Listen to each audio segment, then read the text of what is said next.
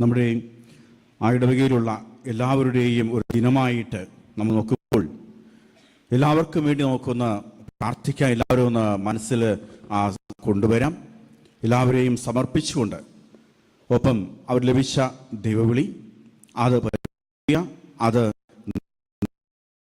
ദൈവം ലഭിച്ചതായ ജോലികൾ എപ്പോഴും നന്നായിട്ട് നിർവഹിക്കുവാനുള്ള അനുഗ്രഹത്തിനായിട്ട് എല്ലാവരും പ്രാർത്ഥിക്കുക. ഇന്നത്തെ തീമെടുത്തിരിക്കുന്നത് ദൈവവിളി. അത് ഓർക്കുമ്പോൾ എൻ്റെ മനസ്സിൽ വരുന്നത്, പണ്ട് ഞാൻ കുഞ്ഞാര സമയത്ത് ഇവിടെ ഇരിക്കുന്ന സമയത്ത് എനിക്കൊന്ന് ഇവിടെ ഇരിക്കുന്ന പള്ളി ഗ്രൗണ്ട് അപ്പോഴേ അൽഫോൺസ് ലിഗരേഷനും കൂട്ടുകാരുമായിട്ട് കുറേ പ്രദേശം അവധി കഴിഞ്ഞ് വരും. 7 പേരിങ്ങനെ ഒരുമിച്ച്, അന്ന് സ്ട്രിക്റ്റാണ്, വെള്ള വസ്ത്രമൊക്കെ ഇട്ട് ഇങ്ങനെ ഇരിക്കുമ്പോൾ ഞാനൊക്കെ അടുത്ത് പോയിട്ട് ഇവർ കൈയൊന്ന് പിടിക്കും, അവരൊന്നോട്ട് തൊടുന്നതൊക്കെ വലിയ സന്തോഷമായിരുന്നു. കുറച്ച് കഴിഞ്ഞപ്പോൾ ഈ 7 പേരുടെ കൂടെ ഞങ്ങൾ 2 പേരുടെ കൂടി ഞങ്ങൾ 9 പേരായി. ഞാൻ 1 വർഷമേ നിന്നുള്ളൂ. എന്നെ പ്രൊമോട്ട് ചെയ്ത് ഇത്ര കുരുത്തം കെട്ടുവരൊന്നും വേണ്ട എന്ന് പറഞ്ഞിട്ട് പറഞ്ഞു വിട്ടു. അന്നും എന്നും എനിക്കൊരു മനസ്സിലുണ്ടായിരുന്നു, അമ്മ ഓർമ്മിപ്പിക്കുമായിരുന്നു. എന്നിട്ടാണ് 10ാം ക്ലാസ്സിലും കഴിഞ്ഞ് പോകുമ്പോൾ ഇച്ചിരി ബുദ്ധിമുട്ടുള്ളത് തന്നെ, വേറെ ആരും ചെയ്യാത്ത ഒരു ജീവിതമായിക്കോട്ടെ എന്ന് പറഞ്ഞിട്ട് കപ്പുച്ചിൻ സഭ ജീവിതം തിരക്കിയപ്പോൾ അന്ന് ഇച്ചിരി ബുദ്ധിമുട്ടുള്ളത് കപ്പുച്ചിൻ സഭയിലായിരുന്നു. ഇന്ന് വരുന്നതിൽ ആ ബുദ്ധിമുട്ടൊന്നുമില്ല, സന്തോഷമേ ഉള്ളൂ, ഒത്തിരി ദൈവാനുഗ്രഹം അതിലുണ്ട്. അപ്പം കട്ടക്കോട് എന്ന് പറയുമ്പോൾ നമുക്ക് ഒത്തിരി ദൈവവിളിയുള്ള സ്ഥലമായിട്ട്, എന്താണ് ഇത്രയധികം ദൈവവിളി? ഇപ്പോഴും ദൈവവിളി ഉണ്ടോ? കപ്പുച്ചിൻ സഭയിലേക്ക് ഇന്നും ഒത്തിരിയധികം പേര് വരുന്നുണ്ട്. പ്രത്യേകിച്ചും ഡിഗ്രി കഴിഞ്ഞവർ, ഡോക്ടറേറ്റ് ഉള്ളവർ, ഒത്തിരി പഠിച്ചവർ, അവർ ഒത്തിരി പേര് നിൽക്കുമെങ്കിലും ഇന്നും ഒത്തിരിയധികം പേര് വരുന്നുണ്ട്. അപ്പം ഇതിൻ്റെ പ്രാധാന്യവും ഒട്ടുമൊന്നും കുറഞ്ഞിട്ടില്ല. നമുക്കൊന്ന് അല്പമൊന്ന് ഇന്ന് അനുഭവം ഒന്ന് ചിന്തിക്കാം. ഈ 2026 എന്നുള്ള വർഷം ഫ്രാൻസിസ് പാപ്പ ജനുവരി 10-ാം തീയതി ഫ്രാൻസിസിൻ്റെ വർഷമായിട്ട്, ജൂബിലി വർഷമായിട്ട് പ്രഖ്യാപിച്ചിരിക്കും. 800 വർഷങ്ങളായി.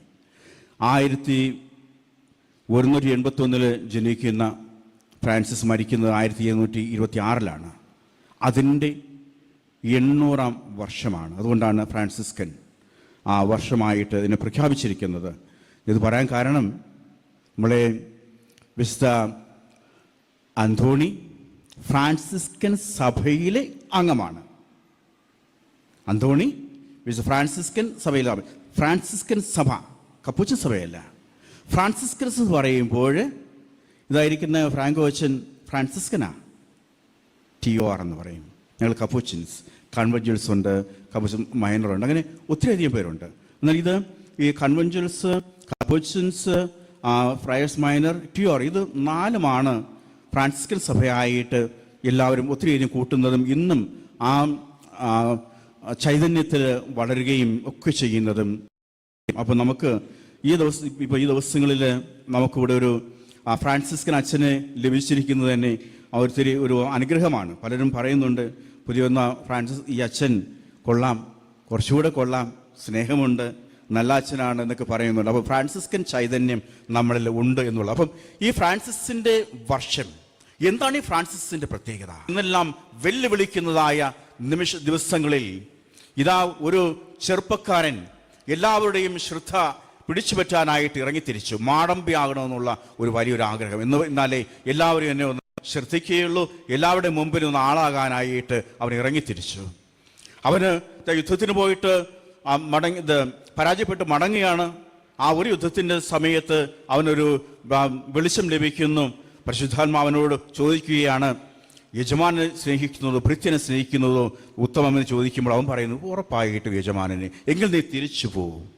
അവൻ തിരിച്ചുപോയി, വ്യത്യസ്തനായി. അവൻ അന്ന് മുതൽ എടുത്ത ആ വെല്ലുവിളി അനുസരിച്ച് ദൈവത്തിൻ്റെ ഇഷ്ടങ്ങൾക്ക് അനുസൃതമായി മാത്രം ജീവിച്ചുകൊണ്ട് ഫ്രാൻസിസ് 13-ാം നൂറ്റാണ്ടിൽ ജീവിക്കുന്ന വിശുദ്ധനായിട്ട് എല്ലാവരും വിളിച്ചു പറഞ്ഞു. അവന് അവിടെയുള്ള ഏറ്റവും വലിയ പണക്കാരൻ്റെ മകനാണ്. അവൻ ഏറ്റെടുത്തത് ജീവിതം പാവപ്പെട്ടവരുടെ സാധാരണക്കാരുടെയുള്ള ഒരു ജീവിതം. ഇന്നും ഫ്രാൻസിസ്കൻ ജീവിതം അതാണ്, സാധാരണക്കാരുമായിട്ടുള്ള സാധാരണ ജീവിതം. ഒത്തിരിയധികം ഒന്നും കാണിക്കാതെ ലളിതമായ സാധാരണ ജീവിതം. അത് യേശുവിൻ്റെ ജീവിതം അതായിരുന്നു. യേശുവിൻ്റെ ജീവിതം സാധാരണക്കാരുടെ ജീവിതമായിരുന്നു. എല്ലാവരെയും സ്നേഹിക്കുന്ന ജീവിതം, പാവപ്പെട്ടവരെ സ്നേഹിക്കുന്ന ജീവിതം, മറ്റുള്ളവരെല്ലാവരും ഉപേക്ഷിക്കുന്നവരെ സ്നേഹിക്കുന്ന ഒരു ജീവിതം. അന്തോണിയുടെ പ്രത്യേകത എന്താ? അന്തോണി ഓടി ഈ ഫ്രാൻസിസിനെ അനുഗമിക്കണമെന്ന് പറഞ്ഞുകൊണ്ടാണ് അന്തോണി ഇറങ്ങിത്തിരിച്ചത്. അന്തോണിയുടെ വലിയ ആഗ്രഹങ്ങൾ ദൈവം വിളിക്കുമ്പോൾ മുന്നോട്ട് ചെല്ലുവാനായിട്ട് തയ്യാറെടുത്ത ഒരു ജീവിതമായിരുന്നു വിശുദ്ധ അന്തോണിക്ക് ഉണ്ടായിരുന്നത്. ആ അന്തോണിയുടെ ജീവിതം നമുക്കൊരു വെല്ലുവിളിയും കൂടെ ആണല്ലോ. അപ്പോൾ ഈ ദൈവവിളിയെക്കുറിച്ച് ഓർക്കുമ്പോൾ ഒന്നാമതായിട്ട് ഇത് ദൈവത്തിൻ്റെ വിളിയാണ് എന്നുള്ളത് മനസ്സിലാക്കാം. സാമൂഹ്യ ഇത് ഉൽപ്പത്തി പുസ്തകത്തിൽ 12-ാം അധ്യായത്തിൽ അബ്രഹാത്തെ വിളിക്കുന്നുണ്ട്. നീ വാ എന്ന് പറഞ്ഞിട്ട് അബ്രഹാത്തെ വിളിച്ചിട്ട് അവന് വലിയൊരു യാത്രയ്ക്ക് പറഞ്ഞു വിടുകയാണ്. വ്യക്തമല്ല എന്തിനാണ്, എവിടെയാണെന്നും വ്യക്തമല്ല. വിളിക്കുമ്പോഴെല്ലാം അപ്രകാരമാണ്. ദൈവം വിളിക്കുന്നു, അവൻ പോകുന്നു. മൂശയെയും വിളിക്കുന്നുണ്ട്. പുറപ്പാടിൻ്റെ പുസ്തകം 3-ാം അധ്യായത്തിൽ മൂശയെ വിളിക്കുന്നതായിട്ട് പറയുന്നുണ്ട്. എന്നിട്ട് മൂശ പറയുന്നത് ഇല്ല, ഞാൻ പോകുന്നൊന്നുമില്ല, എനിക്കൊണ്ട് പറ്റില്ല എന്നൊക്കെ പറയുന്നു. അവനോട് പറയുന്നത് ഞാൻ ഒപ്പമുണ്ട്. ദൈവം പറയുന്നു ഞാൻ ഒപ്പമുണ്ട്. ദൈവവിളി സ്വീകരിക്കുന്ന എല്ലാവരോടും ദൈവം പറയുന്ന ഒരു കാര്യം, അനുഭവം കൊണ്ട് പറയുക, ഞാൻ ഒപ്പമുണ്ട് പറയുന്ന നല്ലവനായ ദൈവത്തിൻ്റെ ആ സന്ദേശവും ഉറപ്പും. ഒപ്പം നമുക്ക് ഇറങ്ങിത്തിരിച്ച യോഹന്നാൻ സ്നാപകൻ ഇറങ്ങിത്തിരിച്ച് കർത്താവിൻ്റെ ആ വഴികൾ എല്ലാവരും കൃത്യമായി നിർവഹിച്ചുകൊണ്ട് മുന്നോട്ട് പോകുമ്പോൾ ഇതാ എന്തുമാത്രം ഇതെല്ലാം എനിക്ക് ചെയ്യാൻ സാധിക്കുമെന്ന് ചിന്തിക്കുന്നുണ്ട്. കാരാഗൃഹത്തിൽ അടയ്ക്കപ്പെട്ടു, ഏത് സമയത്തും എന്ത് വേണമെങ്കിലും ചെയ്യപ്പെടാം. അവിടെ കിടന്നുകൊണ്ട് ശിഷ്യരെ പറഞ്ഞയക്കുക യേശുവിൻ്റെ അടുത്തേക്ക്. കാത്തിരിക്കുന്നവൻ നീയാണോ? ഞങ്ങൾ മറ്റൊരാളെ ഇനി നോക്കണമോ? കാരാഗൃഹത്തിൽ കിടക്കുന്ന ഒരാളുടെ സാധാരണ ആഗ്രഹം അവിടെ നിന്ന് എങ്ങനെ പുറത്തു വരും, ഇതെങ്ങനെ രക്ഷപ്പെടും എന്നൊക്കെയാണ്. ദൈവത്തിൻ്റെ അടുക്കലേക്കാണ് പോകുന്നത്. ചോദിച്ചത്, എൻ്റെ ഇത്രയും കാലമുള്ള ഈ ഒരുക്കം ഇത് മതിയോ, ഇനിയും ഒരുങ്ങേണ്ടതായിട്ടുണ്ടോ എന്നാണ് ചോദിക്കുന്നത്. എന്നിട്ട് യേശു പറഞ്ഞു കൊടുക്കുന്നു, ഈ കാണുന്നതെല്ലാം അവിടെ പോയി പറയുക. അപ്പൊ യേശുവിനായിട്ട് ദൈവം വിളിക്കുമ്പോൾ ഇറങ്ങിത്തിരിക്കുന്നവന് നിശ്ചയദാർഢ്യത്തോടു കൂടിയാണ് പോകുന്നത്. സ്നേഹത്തോടും നിശ്ചയദാർഢ്യത്തോടും കൂടി ഇറങ്ങിത്തിരിക്കുന്ന ഒരാളിന് മാത്രമേ അത് പൂർത്തിയാക്കാൻ സാധിക്കുകയുള്ളൂ. യോഹന്നാൻ സ്നാപകരിൽ നമ്മൾ ആദ്യം കാണുന്നതാണ്. ഈ അവസരത്തിൽ കാരാഗൃഹത്തിലായിരിക്കുമ്പോഴും മരണം വന്നാൽ പോലും അതൊന്നും പ്രശ്നമല്ല, എന്നെ ഏൽപ്പിച്ചതായ ദൗത്യം ഞാൻ നിർവഹിക്കുന്നുണ്ടോ എന്ന് ഇടയ്ക്കിടയ്ക്ക് വിലയിരുത്തുന്നതായ യോഹന്നാൻ സ്നാപകൻ. അവരുണ്ടായിരുന്നത് സ്നേഹവും ആ അടിയുറച്ച അർപ്പണ ബോധവുമാണ്. ദൈവവിളിക്ക് ഏറ്റവും അത്യാവശ്യം സ്നേഹവും അർപ്പണ മനോഭാവവും. അപ്പം നമ്മൾ ഈ ആദ്യം ദൈവത്തിൻ്റെ വിളി ഇങ്ങനെ കേൾക്കുന്നു. ഈ അന്തോണീസിൻ്റെ തിരുനാൾ ദിവസങ്ങളായതുകൊണ്ട് കുറച്ചൊക്കെ അതും കൂടെ അല്പം ഒന്ന് നോക്കുകയാണ് ഞാൻ. അന്തോണിയുടെ ആദ്യത്തെ പേരൊക്കെ അറിയാമല്ലോ, ഫെർണാണ്ടോ എന്നായിരുന്നു. എന്നിട്ടാണ് അദ്ദേഹം അപ്പോഴേ അഗസ്റ്റിൻ സഭയിലായിരുന്നു. അഗസ്റ്റിൻ സഭയിലായിരിക്കുമ്പോൾ എന്തെന്നില്ലാത്ത ആഗ്രഹമായിരുന്നു. അതനുസരിച്ച് ഒത്തിരിയേറെ പഠിപ്പുള്ള ആ വലിയൊരു മനുഷ്യനായ അവൻ 1220 5 ഫ്രാൻസിസ്കൻ രസസാക്ഷികളെ കുറിച്ച് കേൾക്കുകയാണ്. അവരുടെ ശരീരം മൊണസ്ട്രിയിൽ കൊണ്ടുവന്നപ്പോൾ ഈ അന്തോണിക്ക് എന്തെന്നില്ലാത്ത ആഗ്രഹം എനിക്കും. അപ്പോഴേക്കും ഫ്രാൻസിസ്കൻ സഭയിൽ ചേർന്ന് കഴിഞ്ഞു. അപ്പോഴും എനിക്കൊരു രക്തസാക്ഷിയാകണമെന്ന് വലിയൊരു ആഗ്രഹം, പക്ഷെ സാധ്യമായില്ല. ദൈവത്തിൻ്റെ ആ താല്പര്യം വേറെയായിരുന്നു. നമ്മൾ അതിലേക്ക് വരുന്നുണ്ട്. രണ്ടാമതായിട്ട് ദൈവം വിളിക്കുമ്പോൾ പേര് ചൊല്ലി വിളിക്കുന്നു. എന്ന വ്യക്തതയുണ്ട്. ആരെയാണ്? സാമുവേൽ 1-ാം പുസ്തകത്തിൽ നമ്മൾ കാണുന്നില്ല, സാമുവേൽ എന്ന് പേര് ചൊല്ലിയാണ് വിളിക്കുന്നത്. അപ്പോൾ പേര് ചൊല്ലി വിളിക്കുന്നത് നമ്മൾ വീണ്ടും കാണുന്നുണ്ട്. യെശയ്യാ പ്രവാചകന്റെ പുസ്തകത്തിൽ 43-ാമത്തെ അധ്യായത്തിൽ പറയുന്നു, ഞാൻ നിന്നെ പേര് ചൊല്ലി വിളിച്ചു, നിൻ എൻ്റേതാണ് എന്ന് പറഞ്ഞുകൊണ്ടാണ്. അപ്പോൾ പേര് ചൊല്ലി വിളിക്കുന്ന ഈ സാമുവേലിൻ്റെ അടുക്കലേക്ക് ഒന്ന് പോകാം. സാമുവേൽ അന്നെല്ലാം അടുക്കല കിടന്ന് ഉറങ്ങുന്നുണ്ട്. അവനിടയ്ക്ക് ഈ വിളി കേട്ടപ്പോൾ ഓടി എൻ്റെ എന്തിനാ എന്നെ വിളിച്ചത്? കൊച്ചു ചെറുക്കനാ, അവൻ എന്തെന്നില്ലാത്ത നിശ്ചയദാർഢ്യമാണ്, അർപ്പണ മനോഭാവമാണ്, സ്നേഹമാണ്, എന്തിനും തയ്യാറായിക്കൊണ്ട് അവൻ ഓടിച്ചത്. എന്തിനാ വിളിച്ചത്? അവൻ ഞാൻ വിളിച്ചില്ലല്ലോ, നീ പോയി കിടക്കാം. രണ്ടാം പ്രാവശ്യം അത് തന്നെ. അപ്പോഴാണ് ഏലിക്കൊരു മനസ്സിലാകുന്നത്, ദൈവമായിരിക്കും വിളിച്ചത്. ഈ സാമുവേൽ ആരാണ്? ഹന്ന ദൈവത്തിന് വാക്ക് കൊടുത്തു, എനിക്കൊരു കുഞ്ഞിനെ തരികയാണെങ്കിൽ അവന് ഞാൻ അങ്ങയുടെ ജോലിക്കായിട്ട് പറഞ്ഞയക്കും, അങ്ങയുടെ ഇഷ്ടത്തിന് വളർത്തുമെന്ന് പറഞ്ഞയക്കുകയും അവനത് ചെയ്യുകയും ചെയ്തു. അങ്ങനെ അന്ന് ജനിച്ചത് മുതൽ അവന് അവിടെ തന്നെ ദേവാലയത്തിൽ തന്നെ താമസിക്കുന്നത്. മൂന്നാമതായി പറഞ്ഞു കൊടുക്കുന്നു, അത് ദൈവമാണ് വിളിച്ചത് എന്ന്. ദൈവവിളിയില് വരുന്നതായ സംശയങ്ങളും വ്യക്തതയില്ലായ്മയും ഒന്ന് പറഞ്ഞു കൊടുക്കുവാൻ ആരാണുള്ളത്? അവിടെ നമുക്ക് പല പ്രശ്നങ്ങൾ ഉണ്ടാകുന്നുണ്ട്. ഇത്തരത്തിലുള്ള അവ്യക്തത ഉണ്ടാകുമ്പോൾ അതിനെ മാറ്റി വിടുന്നതും തെറ്റായിട്ട് വ്യാഖ്യാനിക്കുന്നതും തെറ്റായി പറഞ്ഞു കൊടുക്കുന്നതും അങ്ങോട്ടും ഇങ്ങോട്ടും വലിച്ചു പിടിക്കുന്നതൊക്കെ ദൈവവിളിയെ ബാധിക്കുന്നുണ്ട്. അങ്ങനെ ദൈവവിളികൾ പലതും നഷ്ടമായിട്ടുമുണ്ട്. അപ്പം ദൈവവിളി ഉണ്ടാകുമ്പോൾ അതിനെ ചേർത്ത് പിടിച്ചുകൊണ്ട് കൂടെ നിൽക്കുവാനായിട്ട് പലരുണ്ടാകുന്നു. സാധാരണ എപ്പോഴും കുടുംബാംഗങ്ങൾ എനിക്ക് പറയാം, എൻ്റെ മാതാപിതാക്കൾ, എൻ്റെ കുടുംബാംഗങ്ങളും ഒത്തിരി ഉണ്ടായിരുന്നു. ഇടവെ പറ്റി പറയുകയാണെങ്കിൽ ആഫ്രിക്കയിലുള്ള എൻ്റെ ബുദ്ധിമുട്ടുള്ള തോക്കിന് മുമ്പിൽ നിൽക്കുമ്പോഴും ഒത്തിരിയധികം എന്നെ കൊല്ലപ്പെടാനുള്ള പല സമയത്തുണ്ടാകുമ്പോഴും എനിക്ക് അനുഭവപ്പെട്ട ഒത്തിരി പ്രാർത്ഥനയുടെ ശക്തി, ഒന്നാമതായിട്ട് അത് ഇടവകയും തന്നെയാണ്. അപ്പോൾ നമ്മുടെ പ്രാർത്ഥന ശക്തിയും പ്രാർത്ഥന സഹായവും ആവശ്യമാണ് ദൈവവിളി നിലനിർത്തുവാൻ. പേര് ചൊല്ലി വിളിക്കുമ്പോൾ വ്യക്തതയുണ്ട്. ആ പേര് ചൊല്ലി വിളിക്കുമ്പോൾ നമ്മൾ മാറി നിൽക്കാതെ അതിൽ നിലനിർത്തിക്കൊണ്ട്, അപ്പോൾ ആ വ്യക്തത നമുക്ക് പലർക്കും പറഞ്ഞു കൊടുക്കാനായിട്ട് സാധ്യമാകണം. അന്ന് ഞാൻ ഓൾട്ടർ പോയി ആയിരിക്കുമ്പോൾ, ഓൾട്ടർ സംഘത്തിൽ ഇങ്ങനെ പൊയ്ക്കൊണ്ടിരിക്കുമ്പം അന്ന് ഞാൻ ചോദിക്കും, അച്ഛനെന്നാ കുർബാന ചൊല്ലുന്നത്? അന്ന് ഓൾട്ടർ പോയാ 7 പഠിക്കുന്ന സമയമാണെന്ന് തോന്നുന്നു. അതെല്ലാം മനസ്സിൽ കിടക്കുന്നുണ്ട്. ഇന്നേ നമുക്ക് പ്രചോദനം കൊടുത്തുകൊണ്ടേയിരിക്കണം. അല്ല, കുറഞ്ഞ പക്ഷം ആരെയും നിരുത്സാഹപ്പെടുത്തരുത്. അപ്പോൾ പേര് ചൊല്ലി വിളിച്ച് വ്യക്തതയുള്ള ഓരോ വ്യക്തിയും അതിലേക്ക് ഇറങ്ങിത്തിരിക്കണം. അന്തോണിയുടെ ജീവിതത്തിലും ആ വിളിയിൽ ഒരു വ്യത്യസ്തത ഉണ്ടായിരുന്നു. ഒരിക്കൽ 1221 ഫോർലി എന്നുള്ള സ്ഥലത്തേക്ക് ഒരു വൈദിക പട്ടം കാണാനായിട്ട് പങ്കെടുക്കുമ്പോൾ അവിടെ ഒത്തിരിയധികം പേരുണ്ട്. ഏതാണ്ട് 3000-ഓളമുള്ള വലിയൊരു ജനക്കൂട്ടം. അവിടെ പോയി ഈ അന്തോണി അവിടെ ഒളിച്ചിങ്ങനെ ഇരിക്കുക, ആരും ശ്രദ്ധപ്പെടാതെ ഇങ്ങനെ പൊയ്ക്കൊണ്ടിരിക്കുക. അന്ന് ഫ്രാൻസിസ് പിതാവ് ചെന്നിട്ട് ആന്റണിയെ വിളിച്ചു. എന്നിട്ട് പറഞ്ഞു, പ്രസംഗിക്കണമെന്ന് പറഞ്ഞു. ഇത് ആന്റണിയാണെങ്കിൽ ഒത്തിരി പഠിപ്പുണ്ട്, തിയോളജി നന്നായിട്ട് അറിയാം, ഒത്തിരി പഠിപ്പുള്ള ആളാണ്. അനുസരണയോടെ അത് കേട്ടു, പ്രസംഗിച്ചു. അന്ന് പ്രസംഗിച്ചത് ആന്റണി ആയിരുന്നില്ല, പരിശുദ്ധാത്മാവായിരുന്നു. ദൈവം തിരഞ്ഞെടുക്കുമ്പോൾ നമ്മളിലൂടെ പ്രവർത്തിക്കുന്നത് പരിശുദ്ധാത്മാവാണ്.